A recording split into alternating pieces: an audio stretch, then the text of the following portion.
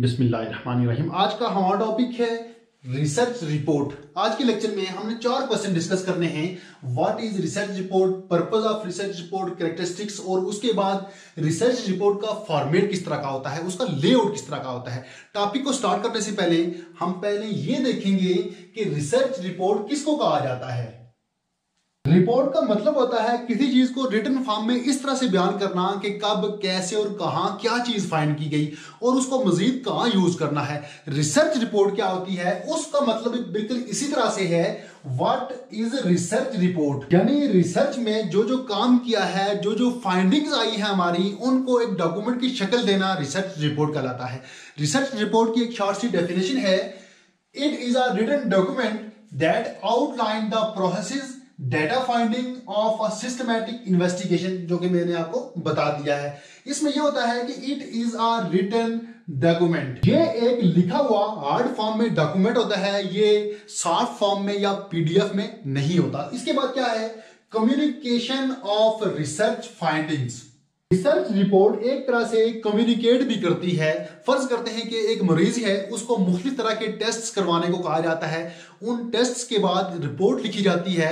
Doctor जब report check करता है, उसको रीड करता है, तो उसको पता चल जाता है कि इसको क्या क्या प्रॉब्लम्स हैं, इसको कौन सी मेडिसिन देनी चाहिए। इसका मतलब यह हुआ कि जो रिपोर्ट आई वो डॉक्टर से कम्युनिकेट करती है और उस रिपोर्ट की वजह से डॉक्टर को पता चल जाता है कि इसको क्या क्या प्रॉब्लम्स हैं, इसको आगे किस तरह की दवाई देनी चाहिए। इसके बाद है description of whole research. Research report में पूरी रिसर्च को मुख्तसर अंदाज में बयान किया जाता है कि इसमें क्या क्या फाइंडिंग्स हुई। इसका एक और पॉइंट भी है, पॉइंट ये है लास्ट स्टेज ऑफ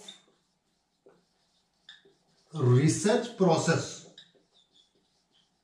किसी भी रिसर्च का आखिरी स्टेज रिसर्च रिपोर्ट होती है। रिसर्च करने के बाद जो जो फाइंडिंग्स होती हैं, आखिर में उनकी एक रिपोर्ट तैयार की जाती है जिसको कहा जाता है रिसर्च रिपोर्ट। यह हमारा पहला क्वेश्चन हो गया, व्हाट इज रिसर्च रिपोर्ट। अब हम दूसरे क्वेश्चन पे चलते हैं, purpose of research report. Research report का क्या मकसद है, हम रिसर्च रिपोर्ट क्यों बनाते हैं। रिसर्च रिपोर्ट के बेशुमार मकासद हैं, इसके बहुत सारे मकासद हैं। हम यहाँ चंद बड़े मकासद का जिक्र करेंगे।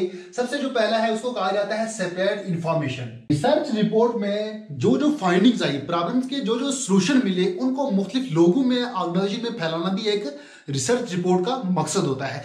इसके बाद नंबर 2 है help in decision making. Report के बाद डिसीजन लेना आसान हो जाता है। जैसे डॉक्टर मरीज की रिपोर्ट देखने के बाद उसको फैसला करने में आसानी हो जाती है कि इसको कौन सी मेडिसिन दी जाए या फिर इसको मजीद आगे रेफर किया जाए। इसके बाद नंबर 3 है फ्यूचर गाइडेंस। फ्यूचर में जब इस टॉपिक पर या इस प्रॉब्लम के मुतालिक रिसर्च होगी तो वो इसको हेल्प करेगी, वो इसके लिए एक गाइडलाइन होगी। यह आ गया हमारा दूसरा क्वेश्चन जिसमें था पर्पस ऑफ रिसर्च रिपोर्ट। इसके बाद हम तीसरे क्वेश्चन पे चलते हैं, कैरेक्टरिस्टिक्स ऑफ रिसर्च रिपोर्ट।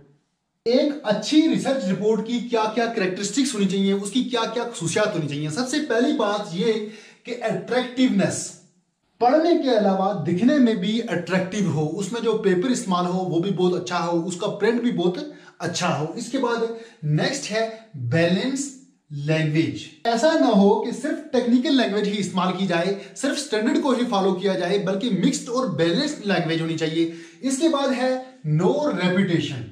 ऐसा ना हो कि फाइंडिंग्स और फैक्ट को बार बार रिपीट किया जाए, बल्कि एक ही बार अच्छे अंदाज में लिखा जाए। अगर बार बार किसी चीज को रिपीट किया जाएगा तो रीडर्स का इंटरेस्ट खत्म हो जाएगा। इसके बाद है एक्यूरेसी। रिसर्च रिपोर्ट में जो भी डाटा या इंफॉर्मेशन हो वो फेक ना हो, उसमें एक्यूरेसी हो। इसके बाद आता है application of research report. Research report में जो जो डाटा हो, जो जो फाइंडिंग्स हो, उसको इस्तेमाल किया जा सकता हो, उसको वो इस्तेमाल के काबिल होना चाहिए। इसके बाद आता है डिफिकल्टीज एंड शॉर्टकमिंग्स।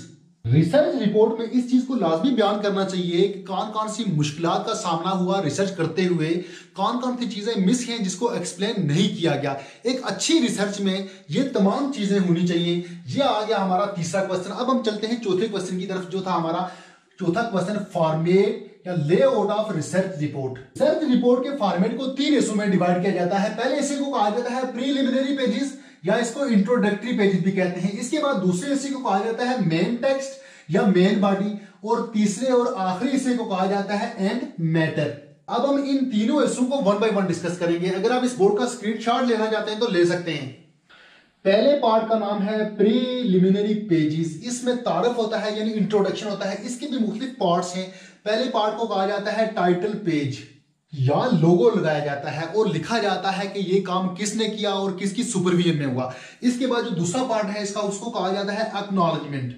एक्नॉलेजमेंट का मतलब होता है शुक्रिया अदा करना। इस रिपोर्ट को तैयार करने में जिन जिन लोगों ने हेल्प की उनका शुक्रिया अदा किया जाता है और इस हिस्से में मुख्तलिफ तरह के सर्टिफिकेट भी लगाए जाते हैं। इसके बाद है प्रीफेस।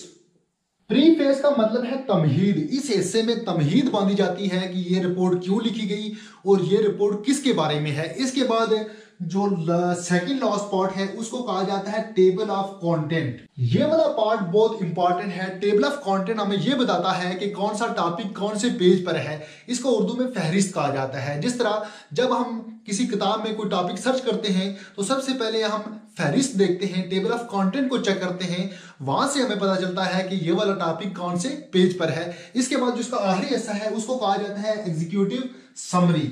हर कोई पूरी रिपोर्ट नहीं पढ़ना चाहता। कुछ लोग चाहते हैं कि हमें शॉर्ट समरी मिल जाए जिसको पढ़कर हमें रिपोर्ट के बारे में पता चल जाए कि इस रिपोर्ट में क्या लिखा हुआ है। यहां भी ऐसे ही होता है। यहां रिपोर्ट के जितने भी पार्ट्स हैं उनको शॉर्ट फॉर्म में एक शॉर्ट समरी लिखी होती है जिसको पढ़कर पता चल जाता है कि इस रिपोर्ट में क्या है। इस रिपोर्ट के बारे में सब कुछ पता चल जाता है। यह आ गया पहला पार्ट फॉर्मेट का।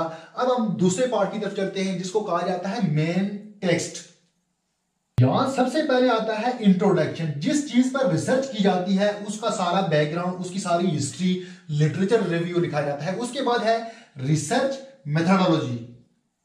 इसमें लिखा जाता है कि रिसर्च में कौन कौन से टूल्स यूज हुए, किस तरीके को अपनाया, सैंपल साइज कौन सा रखा, सैंपलिंग टेक्निक्स कौन सी यूज की गई, डाटा कलेक्शन की कौन सी टेक्निक्स को यूज किया गया। इसके बाद आता है एनालिसिस ऑफ डाटा। रिसर्च में डाटा का एनालिसिस कैसे किया गया, mean, median, mod, pie chart या कोई और टूल लगाकर, कोई और टेस्ट लगाकर डाटा का एनालिसिस किया गया, वो यहाँ शो करना होता है। इसकी फाइंडिंग्स, इसके कंक्लूजन, लिमिटेशन, ये तमाम चीजें डाटा एनालिसिस में आती हैं। ये आ गया हमारा मेन टेक्स्ट। इसके बाद हम तीसरे पार्ट की तरफ चलेंगे जिसको कहा जाता है एंड मैटर। इसमें सबसे पहले आता है अपेंडिक्स। ये एक तरह से सेकेंडरी सोर्स होता है, एक्स्ट्रा मैटर होता है। ये रिपोर्ट को सपोर्ट करने के लिए होता है। ये रिपोर्ट के अंदर तो नहीं डालते, बल्कि इसको साथ अटैच कर देते हैं। इसके बाद जो दूसरा हिस्सा है इसको कहा जाता है बिब्लियोग्राफीज। इसमें क्या होता है, list of references, list of books, links वगैरह।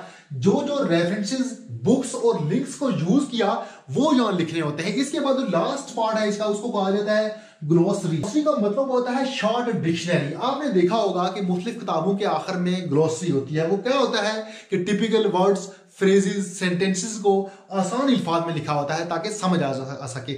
यहां भी क्या होता है कि इस रिपोर्ट के अंदर जो टिपिकल वर्ड्स होते हैं, मुश्किल सेंटेंसेस होते हैं, उनको आसान अल्फाज में लिखा जाता है, बयान किया जाता है ताकि रिपोर्ट की आसानी से समझ आ सके। ये एक मुख्तसर सा टॉपिक था। उम्मीद करता हूं कि आपको ये समझ भी आया होगा और ये पसंद भी आया होगा। तो मिलते हैं नेक्स्ट टॉपिक में, तब तक के लिए अल्लाह हाफिज।